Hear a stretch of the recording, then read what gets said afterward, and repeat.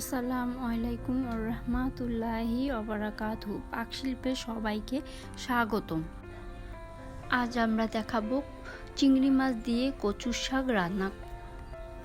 প্রথমে আমি আমার ক্ষেত থেকে কচুর শাক সংগ্রহ করে নিয়েছি। তারপর ছোট ছোট করে সুন্দর করে কেটে ধুয়ে নিয়েছি।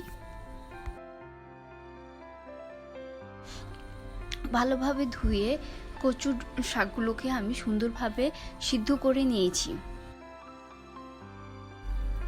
পানি শুকানো পর্যন্ত আমি কচুর শাকগুলোকে নেড়ে নেড়ে সিদ্ধ করে নিয়েছি।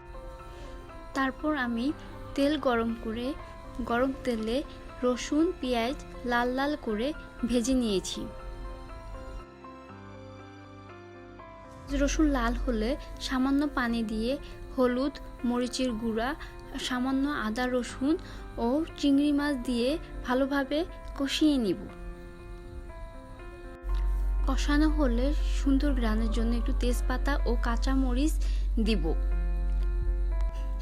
কষানো হলে সিদ্ধ করা কচু দিয়ে ভালোভাবে নেড়ে তৈরি হয়ে গেল আমাদের